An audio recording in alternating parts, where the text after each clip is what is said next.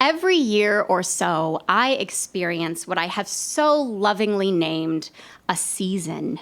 It is essentially a period of extreme boredom that springs from a bout of depression that causes me to act strangely in order to entertain myself and quell the ennui of my soul.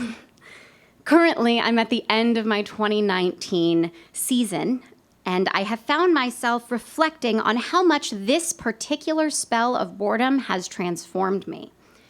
The other day, on my commute home from work, I'm going to move this a little bit, I attempted to get the attention of anyone in any of the cars that surrounded mine, okay? I sang loudly with all the windows down. I stared blankly at people. I waved at isolated strangers with their eyes fastened directly in front of them into the abyss of the 101 or like down in their cup holders, refusing to look away from their cell phones. No one looked at me except for one remarkably handsome, blonde-haired, blue-eyed man who was being chauffeured in the backseat of this older woman's car. She wasn't marked as an Uber or a Lyft, and he quickly grew bored with all of it, so he stopped looking at me. I had lost the round. I quickly succumbed to the fact that I would be warily driving another, 45 minutes without the gusto to continue to bother people with my persistence, to bring something new and fun and exciting to their daily monotonous commutes. The next day after work, I went to Baskin-Robbins, and I seriously debated buying myself an ice cream cake to celebrate my birthday, which was still 4 months away. I've never had an ice cream cake on my birthday, and I was in the mood for balloons and for people to sing to me. But once I got there, I decided against it, and I left with a single scoop of mint chocolate chip ice cream on a slightly stale cake cone, which is hardly a cure for anything except clean, unsticky fingers and cellulite-free thighs. So I went back to the apartment I was staying in, sat on the floor for a while, scrolling through an endless cycle of trends and advertisements, smiling families, people showcasing their mental breakdowns in an attempt to show the reality of their lives. And I stumbled upon an ad for Adam and Eve toys. You know, the company with the radio commercials that used to play on Pandora before Spotify was a thing. And the woman would be like moaning about desires and fantasies, and you would just sit through it like really uncomfortably waiting for your Blink-182 playlist to just start up again. To be honest, I had been drinking, and I suppose 4 shots of vodka during a particularly strong season was enough to not only encourage me to click on the advertisement, but to buy 2 items. I'm not sure, yes, my father's sitting in the front row.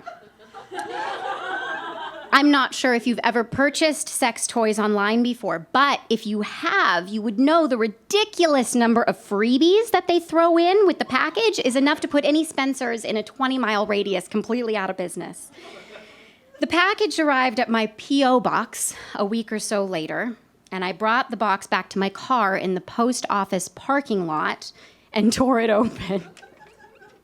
I was strangely nervous about the entire affair, which I suppose was the point all along. In such a desperate attempt to feel something new, I pushed my own boundaries to the extent of humiliation in a government facility parking lot, which is honestly the very worst place to feel humiliation. There were playing cards and boxes in boxes and pastel-covered velvet pouches with phallic glass structures and charging cables and how-to manuals and silicone battery-operated knockoffs of male anatomy. And I felt horribly lonely. So I just shoved everything back in the box, and I just threw it in the trunk of my car.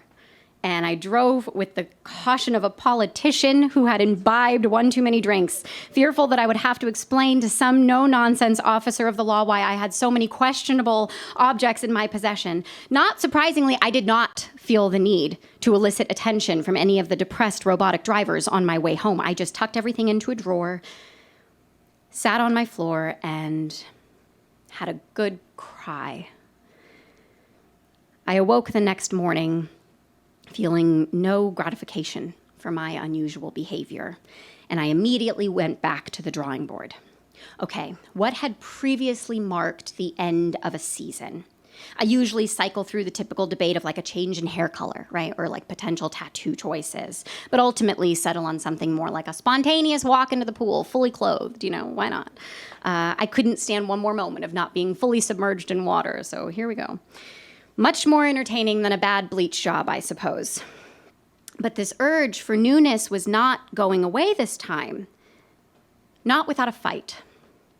I spent the rest of that day driving up and down Hollywood Boulevard with my windows open, soaking in the strange noises, smelling the desperation of performers down on their luck.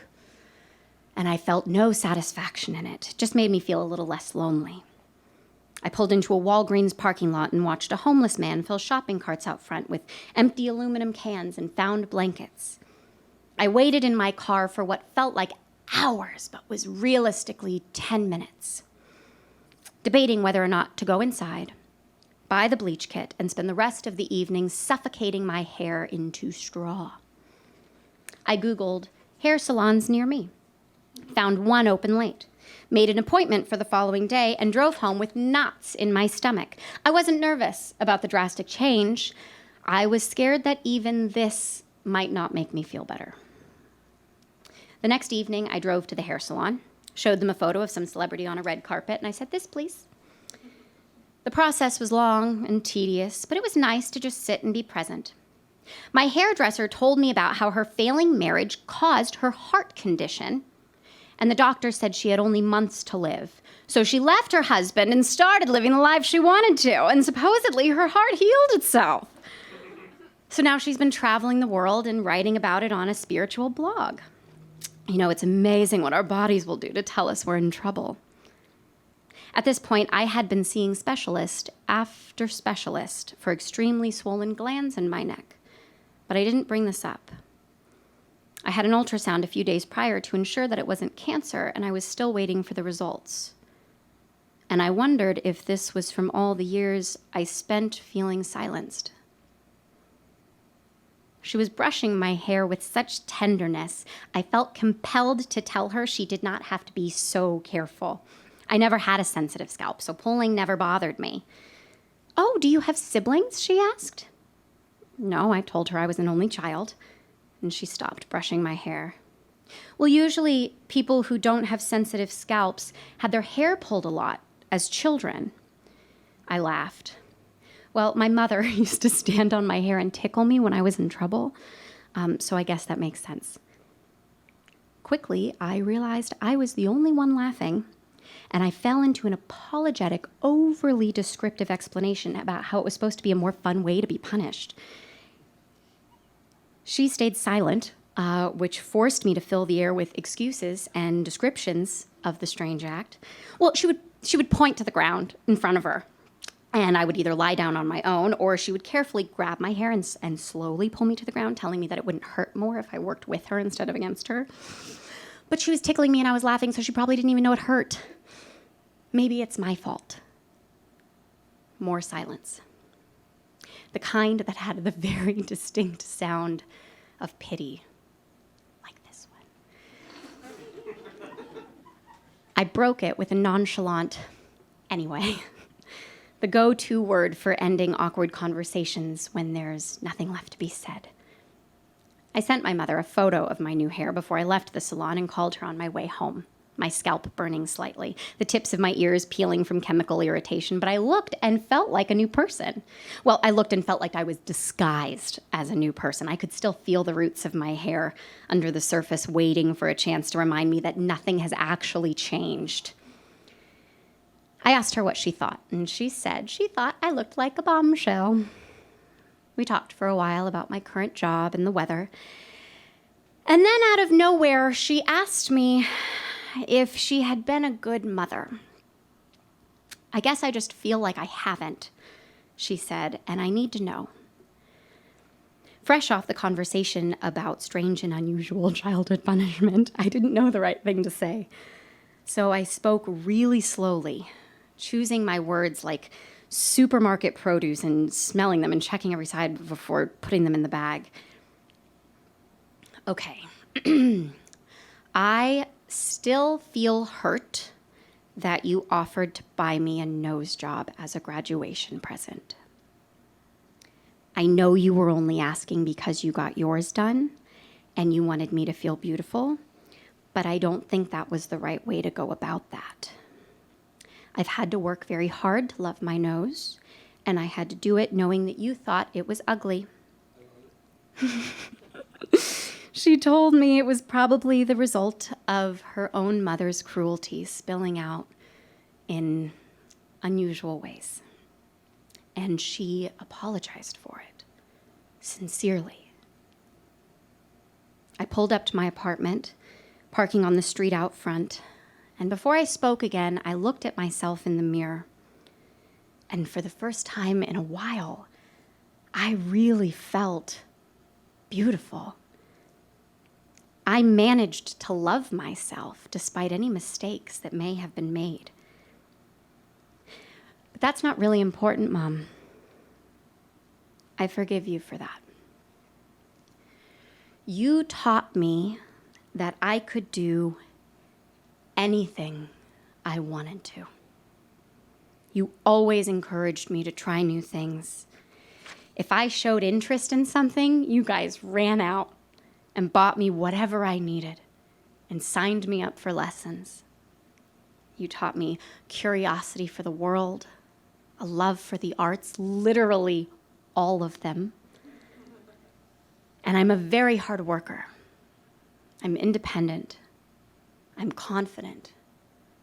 And my goal is always to leave everything better than I found it and act with love towards everyone and everything, no matter what. So yes, I think despite a very few human setbacks, you were and are a great mother. A few days later, I was driving around the suburbs I used to live in before moving into the city, and I pulled up at a red light across from my ex-boyfriend. I recognized the car first, and then him in his mustard-colored cardigan, behind the wheel, she knows, looking left towards oncoming traffic. He glanced over in my direction for a brief moment, but there was no recognition in his eyes. I forgot. I didn't look anything like I used to. I was still wearing my disguise. My season was ending, and I was letting go of so many of the things that made me bitter over the last decade. And the swelling in my throat was finally going down because I was finally saying all the things that I needed to. And after 10 years together, that was all it took for him to become just another stranger in traffic that wouldn't look at me.